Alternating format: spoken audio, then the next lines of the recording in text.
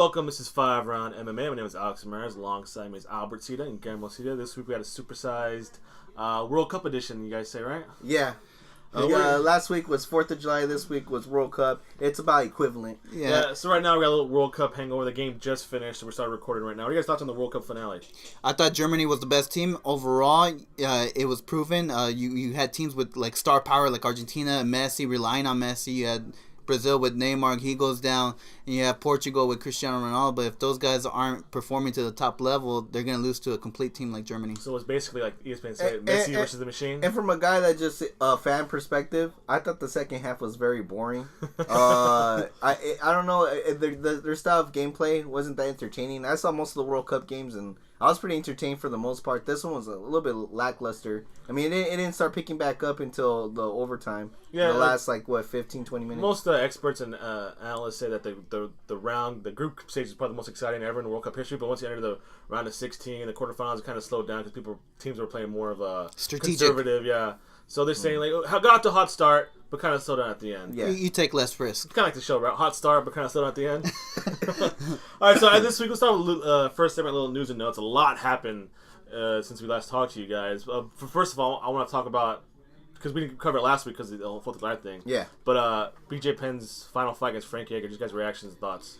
You know who I feel the most bad about is BJ Penn's striking coach, because I heard he took a lot of criticism. Yeah. But he wasn't the one that showed BJ Penn. He just cornered him. Right? Yeah, he just cornered him. He wasn't really part of the training camp for the whole year. He kind of joined it towards the end. And, I mean, they wanted his head on a spike because no professional striker will tell you to strike in that way. But, I mean, if a guy, I think he's playing pretty good. If a guy gets too comfortable doing something and then to just switch it up on him towards the end, it's not a really smart thing to do. Yeah. If you tell the truth, I really do think that was his biggest problem. That was number one. I don't know what the heck was that stance, and it didn't even seem like it was like he was taking it serious. It looked even more like he wasn't taking it serious. Yeah. And second of all, he never fought with urgency. Whenever he was down, I never saw him looking for any type of grappling, anything like that. I saw zero urgency. Even when it was about to be stopped, BJ Penn didn't show any urgency. It's funny because I was like he wanted to continue the fight. Yeah. I forgot who was tweeting out. It was a Brazilian. I don't know if it was Renzo Gracie or Gracie, but he's all like, I'm sick and tired of everybody talking that BJ Penn should retire. The problem with BJ Penn is his approach to the fight. He's more fighting defensively with the rubber guard. He's like, why doesn't he go on offense off his back, kind of like Vitor Belfort does? Mm-hmm. I mean, why can't he go on the offensive? Yeah, it felt like he was on the defensive. It almost feel like he was satisfied to continue holding on to the butterfly guard. Yeah, he just kept going back to the butterfly guard, but he was content with holding the butterfly guard. I never see him try to isolate anything or stuff like that, and I see no urgencies at all. Then he says he's like, BJ Penn's only 35 years old. He's not old enough to be like where to retire or to be like, this is, you got to retire. Especially in the but it just he needs to change his game plan. That's kind of what overall theme. Huge of a risk to change your stance. I think maybe they should have done something more like as far as combinations or switching it up or mixing it around. But I don't know about changing your stance. What about the other guy in the match, Frankie Edgar? I mean, other than a big payday. What did he gain? He beat a guy. You know what sucks? Three times already. I felt more bad for Frankie Edgar because I felt like he wasted time. He wasted his time, right? And he literally ends up nowhere. He doesn't move up or down. Well, now Cub Swanson won't even take the fight with Frankie Edgar. What's the point? I mean, he's beating up BJ Penn, guys. If anyone got hurt it was Frankie Edgar. He looked kind of bad too. BJ Penn still goes down as a legend. He's still going to be a Hall of Famer. Frankie Edgar, he's still trying to reach gold status in this weight division. A title shot, right? Yeah, and he's back at square one, if you ask me. Yeah, if anything, I felt he was a little upset at the end of the fight. He's bad. He wasn't even fighting. He literally wasted his time. Yeah, well, he got a good paycheck, though. Yeah, other than that. But, Mark, so moving on. We also had a conversation last week about the dilution of UFC events. And I think this week kind of culminated to that point. Matter of fact, I've been it's funny because what's his name, Lorenzo? Yeah. He came out and says we are not diluting our cards or anything like that. We're not having too many cards. Then why doesn't your co-main event big enough to main event? So we're talking about is UFC 176 Aldo versus Mendes 2 was supposed to be held in Los Angeles in August.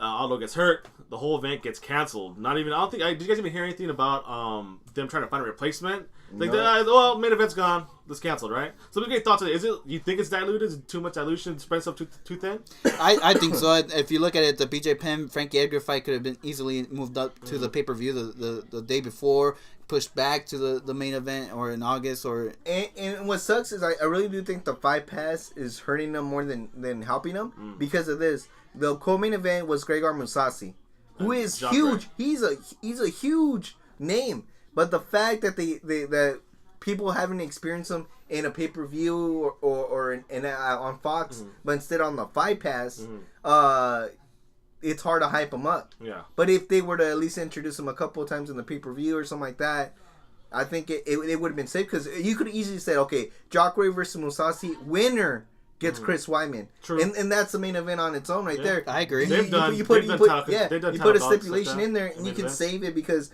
then the co-main event is Gray Maynard, a guy that has gone for the belt. So it's not crazy to say he's the co-main event. Yeah. Also, but I guess one good thing that kind of stemmed from the cancellation is now the heavy smack talk between Jose Aldo and Chad Mendes. Mendes took some supplements. Didn't take too kindly Aldo canceling on him, saying he's ducking from him, right? Which kind of, if you look at the past evidence, Aldo has maybe gives out the appearance he is he has ducked him. And then to which Aldo responded, "Oh, well, maybe if you give me some of the supplements, in quotations that you take, Chad Mendes, maybe I would heal up a lot quicker." To which Chad Mendes replied, "Just a picture of himself when he was like 8 years old. And that guy's buffer than me with a six pack. I mean, I wish I would look like that. I wish I would look like 8-year-old Chad Mendes at a 26-year-old. I mean, again, but what does it do? You get hyped up more now with this a little bit. I mean, you can't. Jose Aldo can't, assume that he's taking supplements on Chad Mendes. So that's kind of uncharted territory. If because Chad Mendes, I'll be like, well, technically it's your Brazilian colleague who was the first one to really get caught and the first one to run away from that. Yeah. So if anything, I think Chad Mendes had history better on his side. Yeah. Chael Sonnen got caught, but after and then everybody says, Jose Aldo, clearly beat Chad Mendes, and he did. But the thing is, right before that happened, there was the grab on the cage from Jose Aldo. That's and if that takedown does happen, maybe they weren't on their feet to get that knockout that he got over Chad Mendes. And Mendes' supporters clearly pointed to that. That would have been a completely different fight if he didn't got the fence. It would have been on the ground. Yeah, because it happened right after that.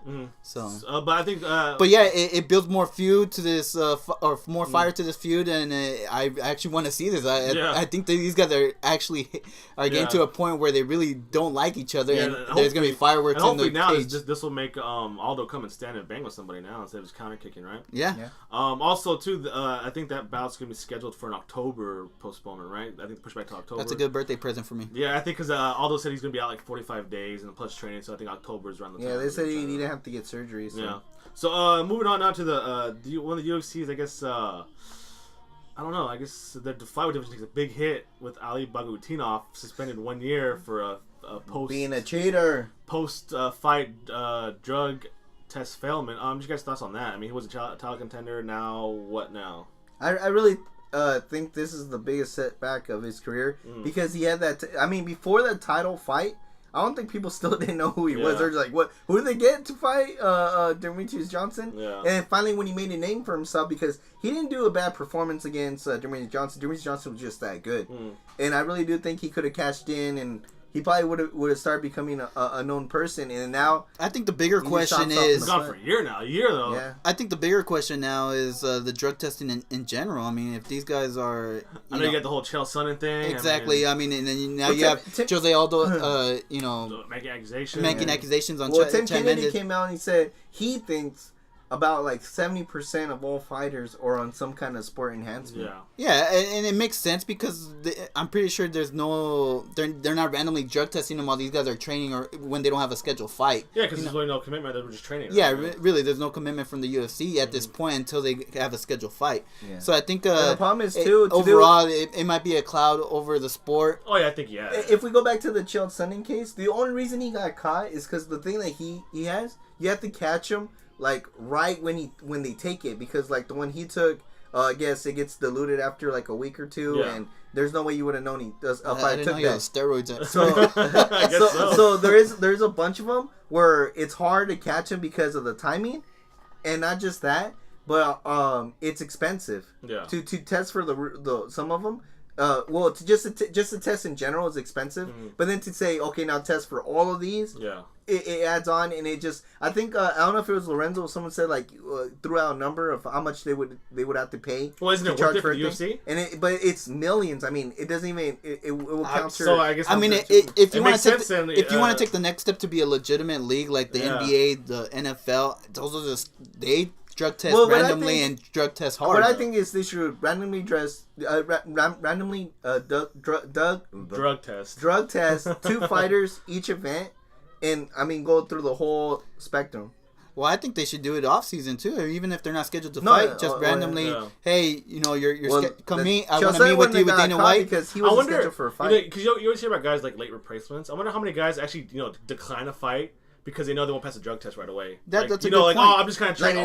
You know what? I hurt my ankle. Yeah, or like, hey, you want to fight this guy? Oh, I can't. I can't fight. I can't make the commitment because maybe they're on something. The cycle's slow in their system. No. So it's kind of strange that. It's a different discussion, a bigger discussion. Yeah, we take a lot of time talking about that. Also, in the UFC flyweight division, part of its biggest hit when John Dodson, number 1 contender, is out for a year as well, ACL surgery. So basically, 2 former contenders. And I was really looking for him to match up against Joseph Benavidez. No, you weren't. Yes. Oh, I mean, okay, Benavidez. Yes, he didn't. Because I want Benavidez to show that to get another shot. What about your boy Ian McCall? You've been you've been promoting Ian McCall. Yeah, but Ian McCall's already booked. Yeah, but I mean, if he wins his fight, he obviously. I mean, John Dodson's out a year for the torn ACL. I'm telling you, with the torn ACL, it's a long process. This benefits Ian McCall. All he has to do is win his next fight, and I think he pretty much secures it. Yeah. Well, I think it's Ian McCall's to win. Honestly, because you also go on a 2-fight. There'll be a 2-fight win streak, so it's just enough to say he's worthy of it, and then they can also the way they promote it, you just show the first fight. Yeah. Don't show the second one. Just keep showing the first one. Doesn't this do with Bagutinov and Dodson out? Doesn't this open doors for everybody in the flyweight division? Like, but the problem is who is in the flyweight division? That's the real. Who's 0-2, but yet they're not going to cut him because they need guys in the flyweight division now, right? Well, that's the biggest problem is do they have the guys to push flyweight division? They got guys now, but it's kind of be like. You know what I mean? They have to be on the toes now because they can't afford to cut anybody now, right? Yeah. So well, to tell you the truth, if there's any bantamweight fighter out there that can drop to flyweight, maybe this is the time to do it. Yeah, that's true too. Also, I want to stick to the speaking of bantamweight, the UFC women's bantamweight division has gotten stacked. Yeah, I guess after Ronda Rousey's demolishment of Alexis Davis, Dana White and the UFC like, okay, we need to bring some women in to challenge her. So they signed undefeated pro boxer Holly Holm. Yes. And now she's undefeated as bantamweight as well, too. And also, rumors are going around that... Gina Carano. No, but also that. But Chris Cyborg's next fight... going to drop down. Her next fight's going to be at 135. Invicta is going to be at 135. So your thoughts on the UFC beefing up the women's division now? Yeah, well, we have potentially 3 big contenders. Yes. Which is Holly, Jessica. She's... Jessica. Sorry, not Jessica. Gina. No, not Gina. No, wait. Chris Cyborg. No, not Chris Cyborg. Gina Carano? Kat. Oh, Kat Zagano. She's about to make her return, and then Cyborg. Well, so I think this relives the real problem is keeping Ronda Rousey around, yeah, or interested into fighting these women. The other thing is not eliminating each other. That's the other problem because Ronda Rousey might be out for a while because of their stitches around the knuckles. Yeah, and they all just beat up each other. It's very dangerous to match them up, but I think there's enough women now that you don't have to do that. Let's say Chris Cyborg wins. You can match her up with Liz Carmouche or McMahon, Misha Tate, Sarah Kaufman. There's plenty of girls. I totally agree, but you just can't eliminate them because then you lose that Gina Carano versus Ronda Rousey. You lose that Chris Cyborg versus Ronda Rousey. I'll probably put Kat Zagano and Holly maybe eventually. Yeah. Maybe just to narrow your choices. Yeah, but it's pretty obvious now that the UFC, okay, well, we're running paper thin on challenges for Ronda Rousey, or is it more of like we got to protect ourselves after Rousey leaves? That too. I think it's a combination of both. In case they do lose Ronda Rousey, I do want to bring up a big point that Holly could have been signed a long time ago. Yeah, but she was known. She was known from the MMA community for a while.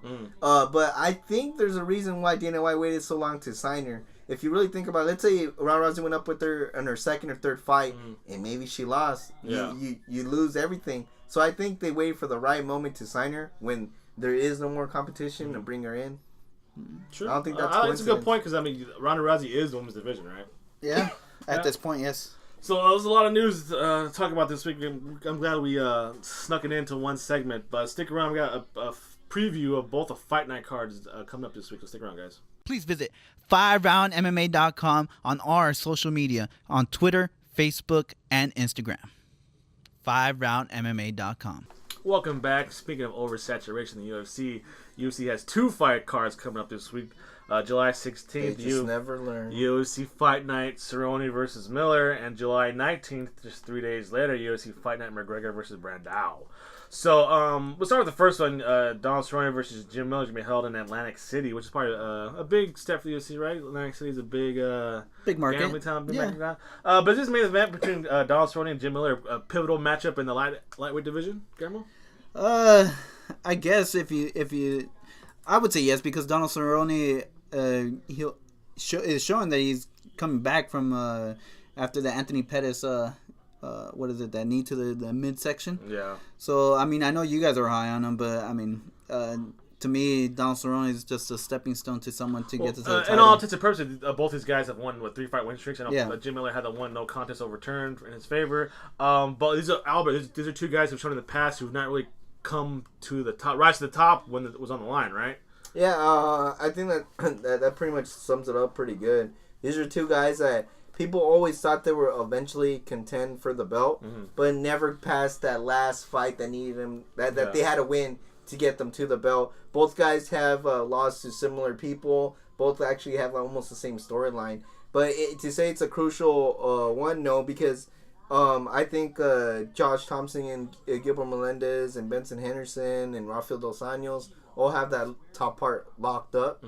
And I think so. This is more like who's 4 and 5, yeah, or 5 and 6. This is more of like who will challenge those core guys when they fall or when they're on the way, because they're already on the way down. Because we still need to work out the whole 155 situation. Yeah, well, you still have Benson Harrison to fight anybody, right? Yeah. I think the Gilbert Melendez is already booked to fight Anthony Pettis. So I mean that's out of the book. Yeah. So let's take Josh Thompson, Rafael Dos Anjos. I think these will set up number 1 contender fights. Whoever wins out of this with Josh Thompson or Rafael Dos Anjos. So we still have Kahib, still Nurmagomedov. Also on this card, you got Edson Barboza against Evan Dunham, Rick Story against Leonardo Mafia Teixeira, Pat Hibby's on the card against Glanson Tebow. But also, I want to jump down to a flyweight division bout we were talking about earlier. They're super paper thin. I guess a perennial contender, John Linkner, who can never make weight, which is why he's never getting a title shot. He's actually on this card. If he makes weight and wins, he might jump ahead. Your boy Ian McCall, who's on the card 3 days later. So is it kind of down to performance? Who performs better?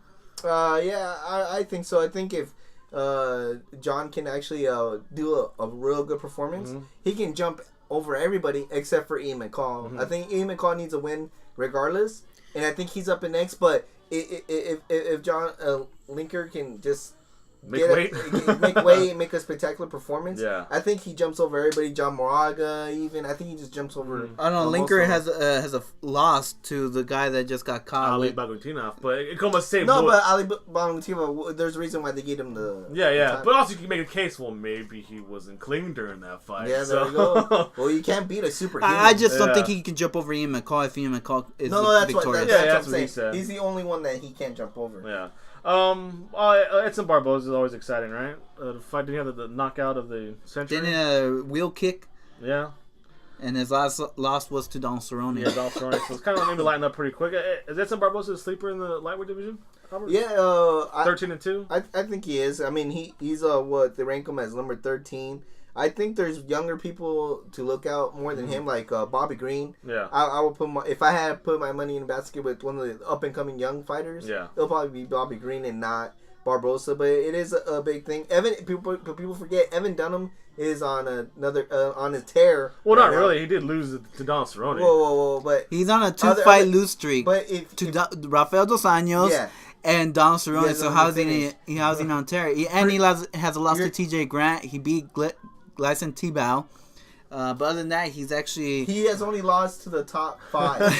It's kind of crazy how they got Barboza and Dunham. The last 2 losses were to Donald Cerrone. It's kind of like lined up pretty nice. Cerrone's in the main event. Well, Evan Dunham's lining up to be maybe that gate holder at the bottom to kind half of of the lightweight. Prove who's there. So if Evan Barboza can't get past Evan Dunham, then he deserves to take a crack at one of those top 5. Well, I mean, it's an okay card. It's a good free Wednesday night card, right? You think? Yeah. It's on a Wednesday too. If you're gonna kick back after work's pop, crack open a beer and watch it. Now that we go past it and go to the next card, if you were to match up both of them, it would be a pretty awesome card. Yeah, I agree. UFC Fight Night McGregor versus Brandao is going to be held in the O2 Dublin Arena in Ireland. Also, they got the hometown hero, Gembel's boy, Conor McGregor, in the main event against Diego Brandao, former tough winner who people thought was going to tear up the UFC and hasn't really done anything but that.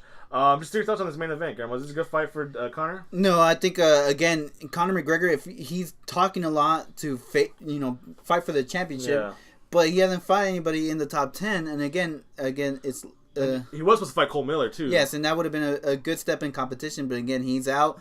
He's fighting Diego Brandao, and now again, you can't.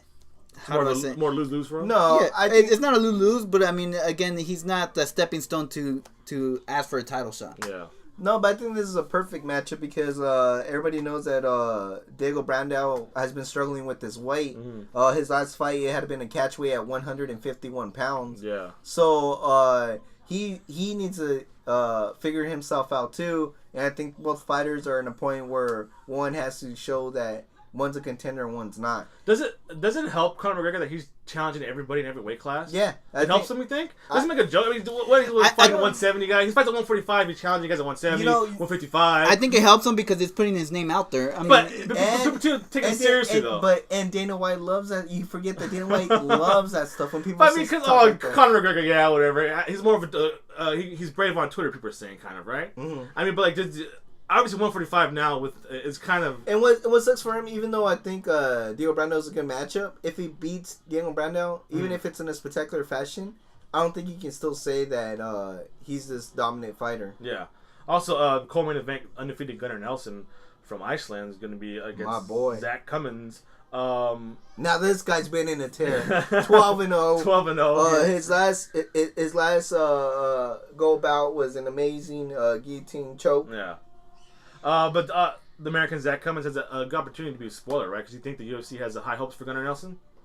I think so. I think Gunnar Nelson is the high hopes at 170. So, I mean, and especially he's international talent. Yeah. So, I mean, getting those international guys actually means a lot. I would say he's the dark horse of his weight class. Also, one of the last matches I want to talk about is Ian McCall versus Brad Pickett, which should be, I think, a war, right? Because Brad Pickett's always been able to bring it. Yeah. And obviously, if this is fight of the night and McCall is the victor, if it's a decision, he's the number one contender. I 100% agree. Yeah. Yes, now with the injury to John Dodson, if Ian McCall comes away with the victory, he should be the next in line for Mighty Mouse. So basically, it's between McCall and Linkner, but yes, I agree. Linkner's a little bit behind, right? No, but if Ian McCall loses, I don't think they give it to Brad Pickett. I think if John Linkner wins, he takes the. What if both Linkner and McCall lose? Well, then Brad Pickett wins by default. Yeah, and then Mighty Mouse just goes to 135 or what? Yeah. I think is that it for UFC fight nights, guys? Both fight nights, 1 week. Well, we had to water down this last segment because UFC watered down their matches. So it's very true. With no Ollie the Trolley here again because he's somewhere watching the World Cup or was somewhere too inebriated, let's just say, at a pub somewhere. But Alan Jackson, your big game is here. The return. I don't think he has been here since episode, I think, 37 First of season 1. So, Alan, do us a favor. What you pick today's super clean, rocking green star of the show? Out of the three of us, who did the best, delivered the most? No doubt about it, Alex Ramirez. All right. I knew Jackson's the smartest man in the room. The super clean, rocking green star of the show is brought to you by Rocking Green Soap. Please visit rockinggreensoap.com for the full line of eco-friendly soaps and detergents, and follow them on Twitter at rockinggreensoap. And also, why don't you do me a favor and go to overtimenation.com to read our articles about mixed martial arts, the entertainment world, go see what Game was up to, and all the Trolley in the soccer section.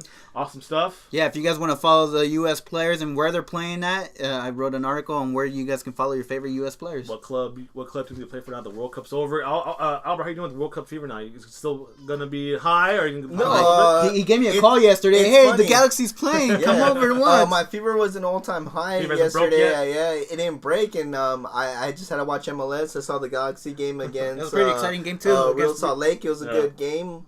We had Beckerman. Beckerman was a beast. But not enough. Omar Gonzalez didn't play, and maybe he's still tired, giving some vacation after that World Cup. And also keep up to date with all the NBA free agents and frenzy now at Overtime Nation. Go to overtimenation.com and also follow them on Twitter at overtime_nation. And a big thank you to Redemption Martial Arts. The RMA Foundation is a non-profit organization committed to the anti-bullying awareness. Please visit redemptionmartialarts.com to see how you can join the movement to stop bullying, and follow them on Twitter at redemption_MA. Rise up against bullying. Albert, take us away. I would like to also follow us on Twitter, FiveRoundMMA, Instagram, FiveRoundMMA. Don't forget about FiveRoundMMA.com, YouTube, iTunes, Podomatic, all the good stuff. Albert. I'd just like to thank your executive producer Guillermo Cita, our engineer from back when Big Game. James Worthy.